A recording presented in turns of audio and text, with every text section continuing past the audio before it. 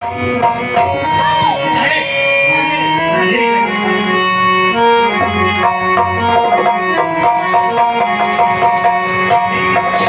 कबीर संसार में पदार्पण होने का एक बहुत बड़ा मानवतावादी का उद्घोषक, निर्भीक और क्रांतिकारी संत। आप जरा सा इसका मधुर आवाज करें, इसका मधुर बनाएं।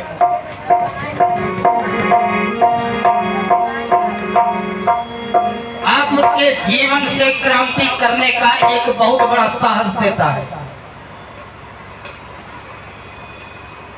अपने जीवन से ही आपको लड़ने का एक जो है बहुत बड़ा षड्यंत्र देता है, आपको एक बहुत बड़ा जो है औजार देता है। मानव जीवन की गरिमा को, मानव जीवन की मूल्यांकन को करने वाला सदगुरु कबीर का यह मंच देखिए, आपका 2 दिवसीय कार्यक्रम।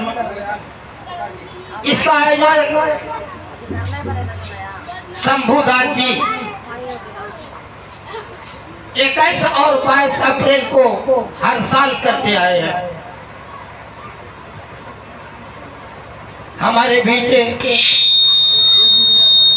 परम पूज्य रमन शंकर साहिब जी के पावन चरणों में परिवार साहिब मंदिर खगड़िया से पधारे परम पूज्य दीपक साहिब जी के श्री चरणों में इस दास का त्रिवार साहिब मंदिर तथा जीवन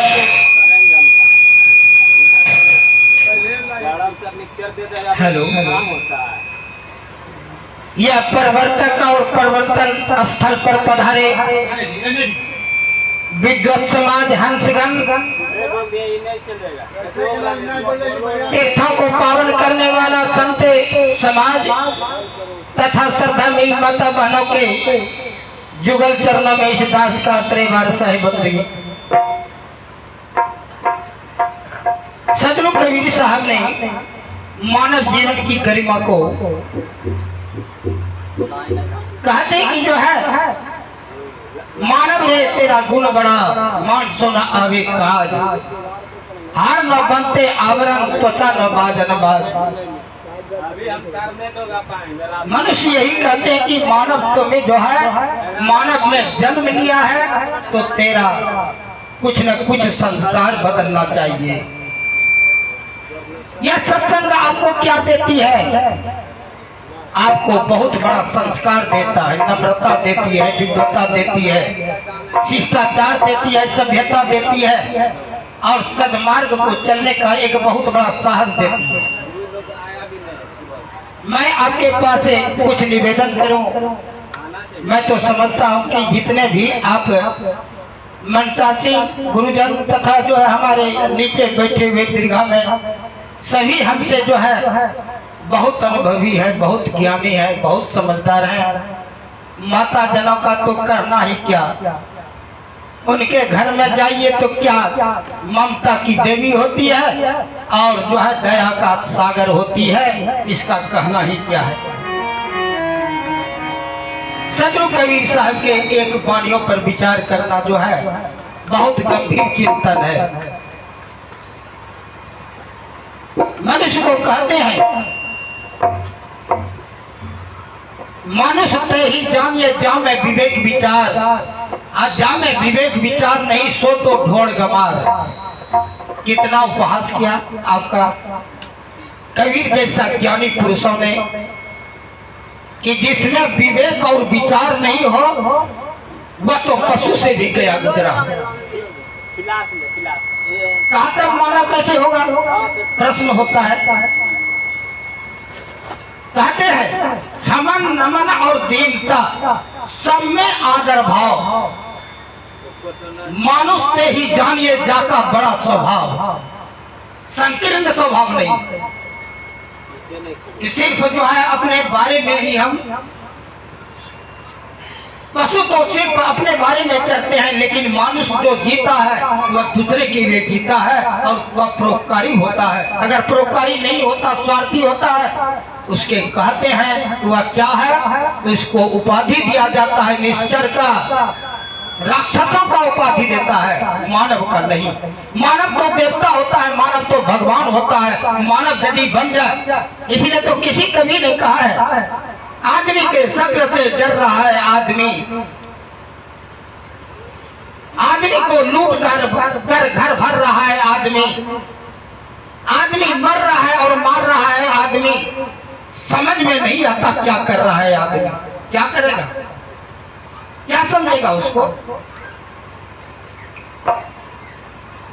संसार के सबसे महाकवि राम नरेश त्रिपाठी, साहित्य जगत का एक महान जो है कहा जाए विचारक, उन्होंने कहा है,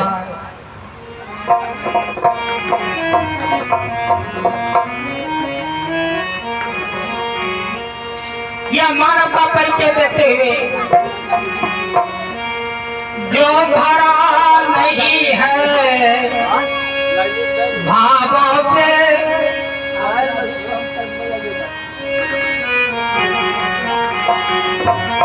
जो भरा नहीं है भावों से, जिसमें बहता रसधार नहीं, जो भरा नहीं है भावुकों से, आदमी को देखकर जो उसके अंदर में भाव नहीं भर जाए, मानव को मानव से जो है अगर यदि सुख और शांति का एहसास नहीं हो, इसलिए कहते हैं मनुष्य को क्या होता है, जो भरा नहीं है भावों से, बहता जिसमें रसधार नहीं, वह हृदय नहीं पत्थर है, हृदय नहीं पत्थर है, जिसको मानवता से प्यार नहीं।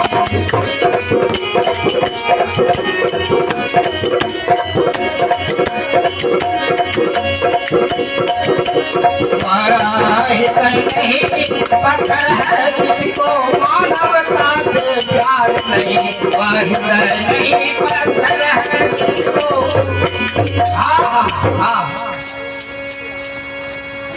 उसका हृदय क्या है, जो कि अपने हृदय में पखान और पत्थर के समान है। और उसको क्या कहते हैं, उसको जो हम क्या समझते हैं, तो बहुत बड़ा आदमी समझते हैं, समाज का, परिवार का। उसको देखकर प्रणाम करते हैं। कौन? बड़ा आदमी को, जिसका चेहरा देखना नहीं चाहता है आदमी। समाज में अगर चलता है तो जो है वो अपने घर में घुस जाता है, उसके डर से वह आदमी नहीं है। इस धरती को बर्बाद करने के लिए आया है। ऐसे इसलिए कहते हैं वह हृदय नहीं पत्थर है,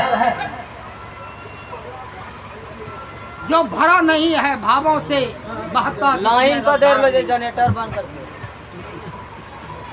मानव का जो है सबसे बड़ा गुण होता है कि मनुष्य को देखकर प्रेम का भाव बढ़ जाना चाहिए। Hello hello. और आदर से जो है हाथ फैला कर कहे, आओ भाई आओ, मैं तुमको देख कर देखना का तुम्हारा जो है तुम्हारी प्रतीक्षा कर रहा था, तुम्हारी जो है मैं आशा में खड़ा हूँ, आओ। प्रेम जो है जो बांटे, सत्कार दे, सम्मान दे, वह आदमी कैसा होगा, वह तो देवता है। किसी कवियों ने कहा है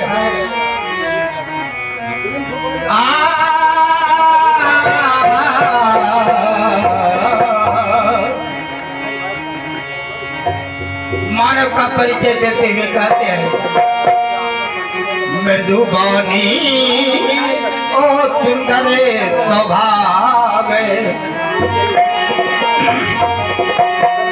मृदुबानी और सुंदर स्वभाव सभी गुणों का खान है।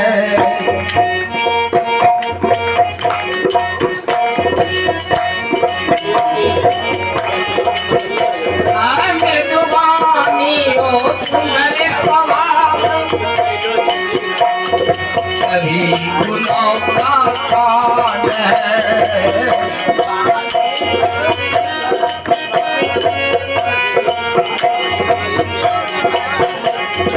अरे प्रेम की गंगा जहाँ पे वो घर स्वर्ग समान है। अरे प्रेम की गंगा जहाँ पे वो घर स्वर्ग समान है। वह घर स्वर्ग समान है। वह घर स्वर्ग समान है।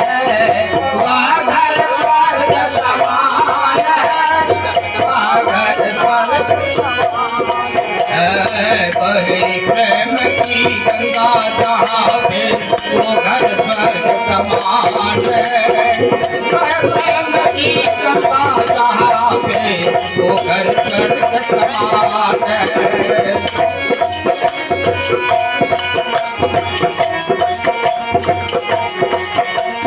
बहे प्रेम की गंगा जहाँ पे वो घर स्वर्ग समान है।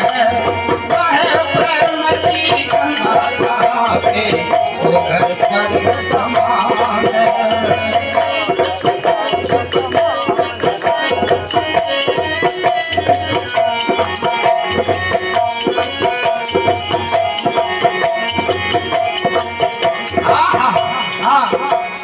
आप स्वर्ग का कल्पना करते हैं,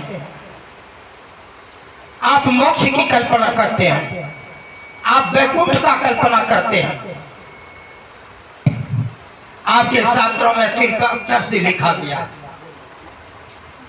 स्वर्ग जो है आपका अक्षर से बनाया गया है, मोक्ष जो है अक्षर से लिखा गया है, और वैकुंठ भी जो है।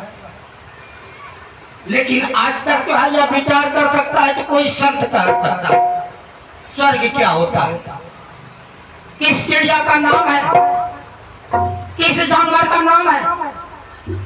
आज इस पर हम विचार नहीं करते। किसी विद्वानों ने कहा कि स्वर्ग के बारे में जरा सुन लो कान खोलकर। मनुष्य, किसी शास्त्रकारों ने कहा, कहते हैं स्वर्गागतानम यह जीव लोके चत्वार चिन्हानि वसंती देहि। कि स्वर्ग से आए हुए जीवों का 4 लक्षण है, और जो यह 4 लक्षणों को पूरा कर देंगे वह स्वर्ग जाएंगे। स्वर्ग तो इसी धरती पर उतार देगा।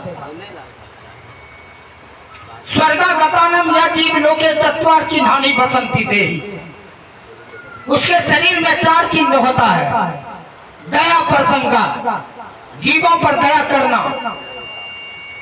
मधुरास्व वाणी, मीठे आवाज से सभी को संबोधित करना,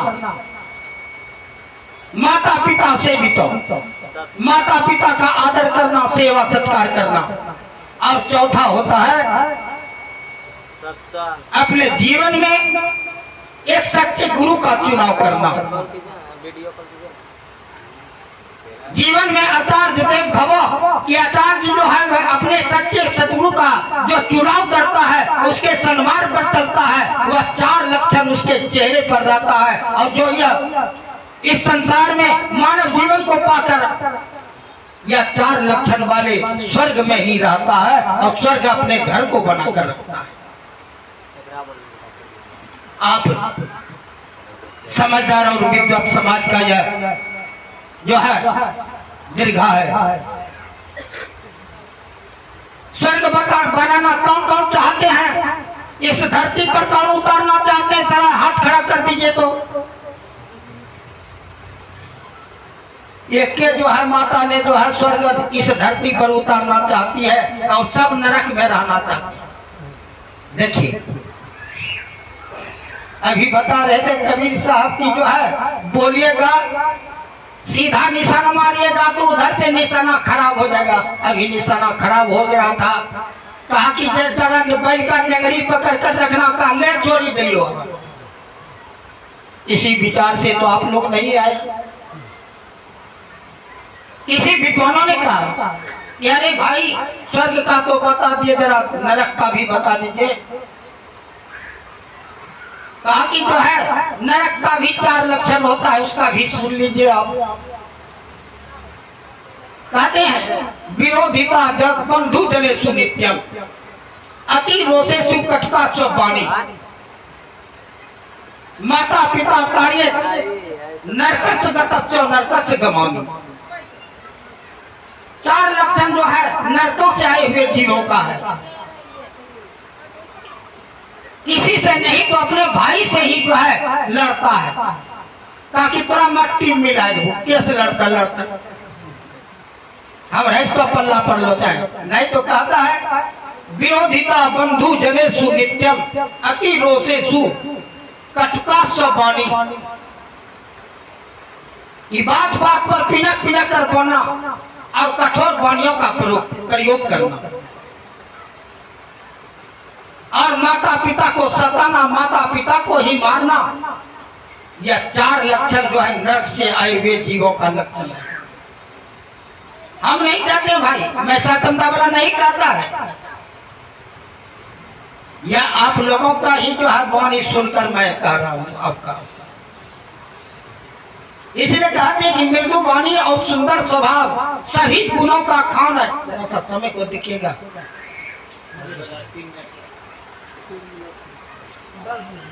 वह प्रेम की गंगा जहाँ पर वह घर स्वर्ग समान है। प्रेम ही आपका जो है घर को स्वर्ग बना सकता है। जहाँ की प्रेम सहकार और सहयोग सत्कार जिस घर में रहेगा वह जो है क्या होगा, तो स्वर्ग के समान हो जाएंगे। वह प्रेम की गंगा जहाँ पे वह घर स्वर्ग समान है। आपके घर में स्वर्ग बनाने का जो है आप क्या कहते हैं, एक दूसरे पर दोष लगाते हैं, लेकिन अपना दोष नहीं देखते हैं। इसलिए कहते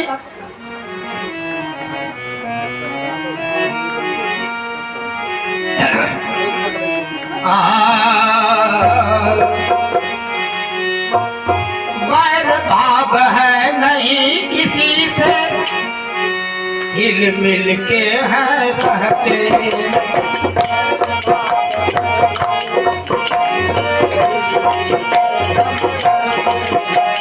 वैर भाव है नहीं किसी से, हिल मिल के हैं रहते।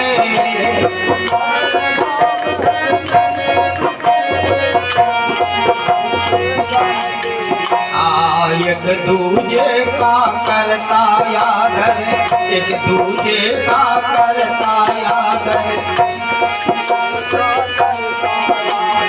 एक दूजे का करता याद, यह सबका बीमार है। प्रेम की गंगा जहाँ पे वो घर पर समान है।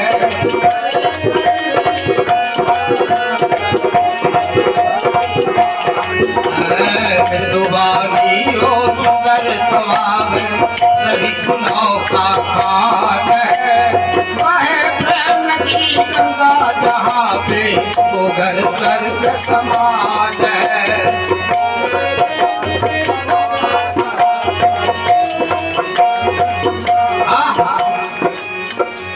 वैर भाव नहीं किसी से। कहते हैं कि उदार चरित्रा नाम वसुधैव कुटुंबकम आपके शास्त्र में लिखा। जिसका उदार चरित्र हो उसका व्यवहार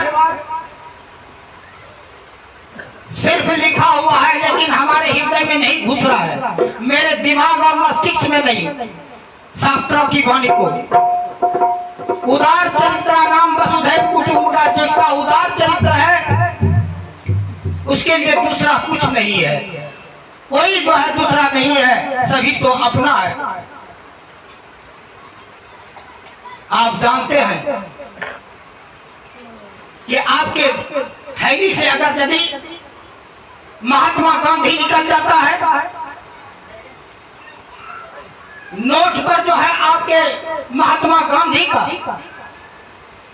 फिगर है, चित्र है, आज राष्ट्रपिता कहलाते हैं। कहा जाता है कि एक बार राष्ट्रपिता महात्मा गांधी का जयंती था, बच्चों को पढ़ाते थे वे बड़ा प्यार से। एक बच्चे का जो है माँ दर्जी थी और कल जो है उनका जयंती है। अपने बच्चे को कहा कि जाओ बापू के साथ सामने और कहना कि आपका बदन में कितना कपड़ा लगता है, वह जाकर जो है पूछो। मैं उनका कमीज का कपड़ा देकर उसको नंगे बदन रहता है, नंगा रहना अच्छा नहीं है, जो कि राष्ट्र का पिता है, उसके लिए क्या कपड़ा का अभाव क्या है। वह बच्चा आया और प्रणाम करके कहते, हे बापू, मेरी माता जी भेजी है कि आपके कमीज में कितना कपड़ा लगता है। कहा बेटा जाओ फीता लेकर मम्मी को बुला कर लाना। बड़ा खुशी से उसकी माँ दौड़ती हुई आश्रम आई, साबरमती के आश्रम में। इसलिए कवियों ने कहा, साबरमती के वीर तुम, कर दिया तुमने कमाल, बिना खड्ग बिना ढाल का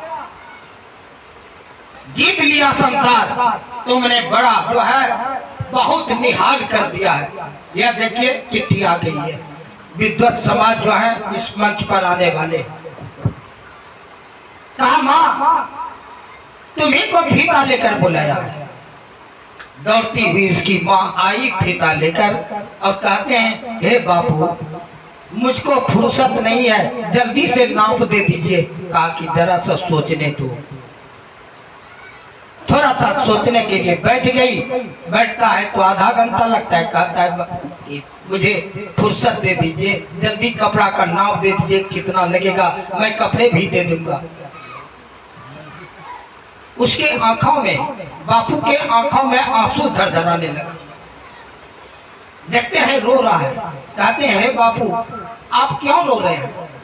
क्योंकि क्या कहे बहन जी, मैं कहलाता हूँ राष्ट्रपिता और मेरे छोटे छोटे बच्चे कितने नंगे रहते हैं, कितने को भोजन नहीं मिलता, कितने को घर में नहीं, कितना जो है नंगा है।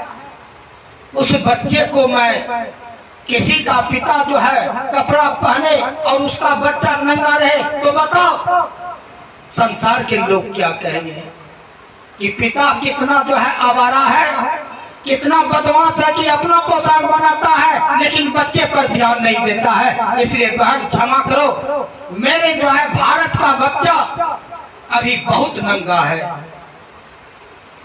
बहुत स्कूल नहीं जा रहा।